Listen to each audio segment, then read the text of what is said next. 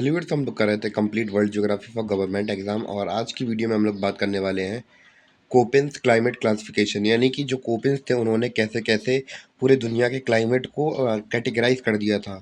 इसके बारे में आज हम लोग पढ़ने वाले हैं। तो भैया जो कोपेन्स थे, इनका असली नाम क्या था? इनका असली नाम व्लादिमीर कोपेन था और इन्हें वी कोपेन के नाम से जाना जाता है और बेसिकली कोपेन के नई नाम से ही जाना जाता है। तो बेसिकली इन्होंने 1918 में जो वर्ल्ड का यानी पूरी दुनिया भर का क्लाइमेट था उसे वर्गीकृत कर दिया था, यानी कैटेगराइज कर दिया था दो प्रकार से। कैसे कैसे? टेम्परेचर के बेसिस पे और रेनफॉल के बेसिस पे, यानी कि तापमान के बेसिस पे और वर्षा के बेसिस पर पूरे दुनिया के भर के क्लाइमेट को इन्होंने क्लासीफाई कर दिया था। कब? 1918 में। और किसने किया था? कैपलन ने किया था। ठीक है, क्लियर था? तो भैया अभी तक हमने देखा था जो कोपेन था उसने वर्ल्ड क्लाइमेट यानी कि पूरी दुनिया भर के क्लाइमेट को दो बेसिस पे डिवाइड कर दिया था, टेम्परेचर के बेसिस पे, रेनफॉल के बेसिस पे। और हम लोग अब इसके फर्दर क्लासिफिकेशन को देखते हैं। तो भैया जो इन्होंने भाई साहब थे, इन्होंने टेम्परेचर के बेसिस पे चार प्रकार के क्लाइमेट बताया दुनिया भर के। कैसे? दुनिया भर के चार क्लाइमेट बताए और पांचवा बताया जो बी वाला है, जो बताया किसके बेसिस पर? रेनफॉल के बेसिस पर। कैसा बताया? रेनफॉल के बेसिस पर। और कैसे कैसे क्लासिफिकेशन की, इसको भी समझते हैं अब हम लोग। तो टेम्परेचर के बेसिस पे कौन कौन से डिवाइड किए, पहले उनको समझ लेते हैं। तो भैया इन्होंने कुछ नहीं, अल्फ़ाबेट का इस्तेमाल किया, जो कैपिटल लेटर्स होते हैं उनका इस्तेमाल किया। जैसे ए से क्या हो गया हमारा? ट्रॉपिकल। ठीक है, ए से ट्रॉपिकल वाला एरिया हो गया, यानी कि गर्म, थोड़ा गर्म टेम्परेचर रहता है क्योंकि जो सन की रेज होती है डायरेक्ट यहाँ पे पड़ती है ट्रॉपिकल रीजन के अंदर। सी से क्या हो गया? Warm temperature, warm temperate. Warm temperate मतलब, टेम्परेट मतलब तो होता है ठंडा इलाका होता है, और वार्म मतलब थोड़ा हल्का सा गर्म और ठंडा इलाका मिक्सअप वाला होता है यहाँ पे। डी से क्या आता है? डी से कोल्ड स्नो फॉरेस्ट एरिया, जहाँ पे ठंड भी पड़ती है, थोड़ी स्नो भी गिरती है और फॉरेस्ट वाला एरिया भी है। ई से कोल्ड क्लाइमेट, तो भैया यहाँ पे तो ठंडी ठंडी है। और अब हम लोग देखेंगे वर्षा के बेसिस पे, यानी कि रेन के बेसिस पे भी इन्होंने क्लासीफाई कर दिया, यानी कि ड्राई क्लाइमेट्स, यानी कि जहाँ पे बारिश थोड़ी कम होती है वो ड्राई क्लाइमेट्स वाले एरियाज होते हैं। ठीक है, क्लियर हो गया इतना? तो हम लोग बात करेंगे क्या केवल इन्होंने यही यही मेन मेन क्लाइमेट्स हैं? तो नहीं, ऐसा नहीं है केवल यही क्लाइमेट्स हैं। इनके अलावा भी थोड़े इनके सब टाइप्स होते हैं। जैसे कि अगर हम लोग बात करें, छोटे छोटे सब टाइप्स भी होंगे जिनको हम लोग कैपिटल लेटर से नहीं बल्कि स्मॉल लेटर से रिप्रेजेंट करेंगे। अब क्योंकि अब ये तो मेन मेन एरिया है ना। अब मेन एक एरिया के अंदर, अब जैसे गर्मी पड़ती है राजस्थान में, एक एक कोई पर्टिकुलर एरिया ले लीजिए जहाँ पे गर्मी पड़ती है, तो भैया गर्मी भी तो अलग अलग लेवल की पड़ती है एक इलाके के अंदर भी। तो इसको छोटे कैपिटल लेटर से ना की, कैपिटल लेटर से इस्तेमाल ना करके स्मॉल लेटर से इस्तेमाल किया गया है, उनको फिर फर्दर क्लासीफाई किया गया है। इन जो तो मेन रीजन है, इनके अलावा जो छोटे छोटे एक रीजन के भी अलग अलग क्लासिफिकेशन होते हैं, उनको स्मॉल लेटर से रिप्रेजेंट किया जाता है। क्लियर है इतना?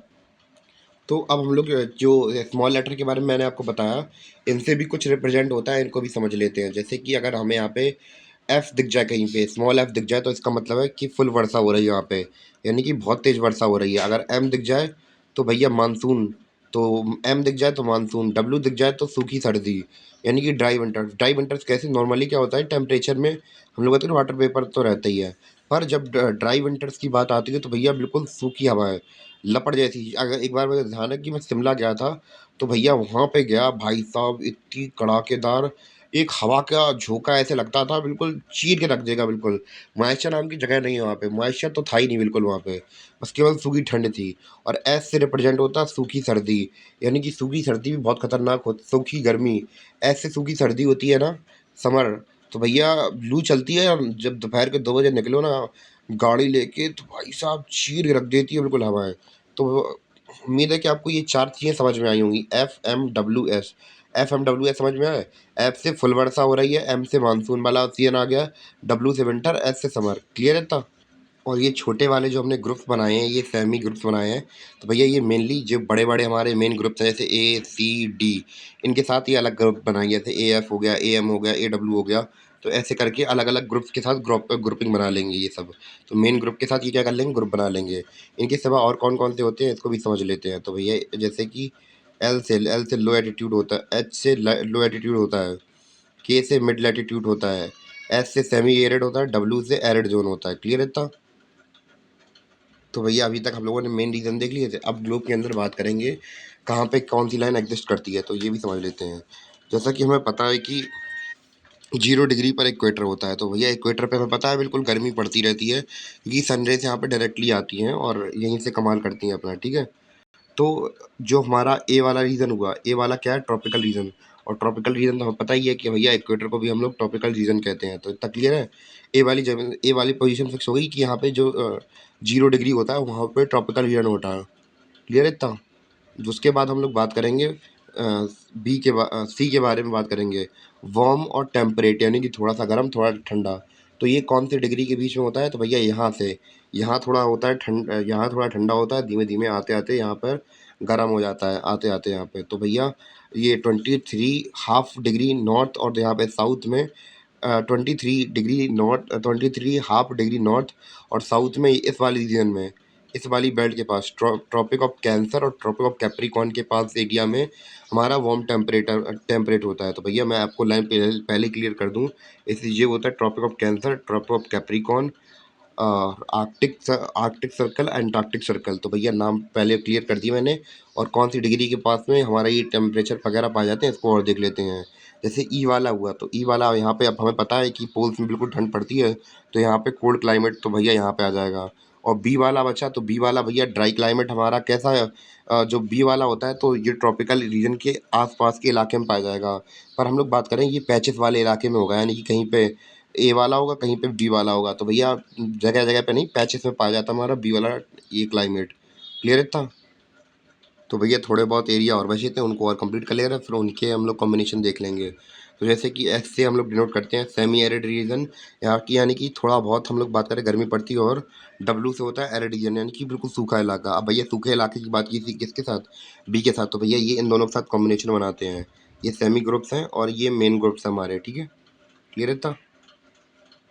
और भैया अगर ई की बात करें तो ई के साथ बन जाएगा हमारा, टी के साथ बन जाएगा और एफ का साथ बन जाएगा। अब टुंड्रा वाला रीजन कौन सा होता है, जो बिल्कुल नॉर्थ पोल्स के थोड़ा नीचे होता है। और एफ वाला तो भैया पोलर पता ही है, बिल्कुल ठंडा इलाका है। तो ई का कॉम्बिनेशन टी के साथ और एफ के साथ बन जाता है। अब भैया डिटेल सबको एक एक करके बिल्कुल डिटेल समझते हैं, किसका कॉम्बिनेशन किसके साथ बनेगा। सबसे पहले हम लोग ए से उठाते हैं। ए कॉम्बिनेशन बनेगा भैया इन तीनों के साथ, किसके साथ, एफ के साथ, एम के साथ और डब्लू के साथ। तो भैया अभी तक हमने देखा था कि एफ मतलब क्या था, फुल वर्षा। और दूसरा देखा था एम, तो भैया मानसून हो रहा था यहाँ पे। और डब्लू से देखा था हमने ड्राई विंटर। तो भैया ए का साथ जब एम एफ का बनेगा तो ट्रॉपिकल वेटलैंड बन जाएगा, कैसा, ट्रॉपिकल वेटलैंड। और अगर ए का एम के साथ बनेगा तो भैया ट्रॉपिकल मानसून सीजन बन जाएगा। और ए का अगर डब्लू के साथ बनेगा तो ट्रॉपिकल ड्राई विंटर्स बन जाएंगे। तो क्लियर है इतना। आई होप सो इतना समझ में आ गया हो आपको। तो अगर जैसे हमने ए और एफ की बात की थी, तो भैया यहाँ पे कैसा मौसम होगा, यहाँ पे परमानेंट बारिश होती रहेगी, क्योंकि भैया वेट लिखा है, वेट मतलब पूरा गीला ही रहता है, साल भर बारिश होगी। ट्रॉपिकल मानसून के बारे में बात करें तो ट्रॉपिकल मानसून में 3-4 महीनों के लिए बारिश होगी। और ट्रॉपिकल ड्राई विंटर तो भैया सूखी ठंड कितनी खतरनाक होती है आपको पता ही है, ये मैं आपको बता चुका। तो भैया आज की वीडियो में हमने केवल ए के बारे में डिटेल समझ लिया, और बाकी जो बी सी डी ई जितनी भी बचते हैं अपने, हम लोग अपने कल की वीडियो में निपटा लेंगे। और ये हमारा कॉपलर जी वाला क्लाइमेट क्लासिफिकेशन वाला चैप्टर पूरा कंप्लीट हो जाएगा कल वाले वीडियो के साथ। और उम्मीद है कि आपको चैप्टर समझ में आया हो। मिलते हैं अपने अगली वीडियो में, तब तक के लिए बाय।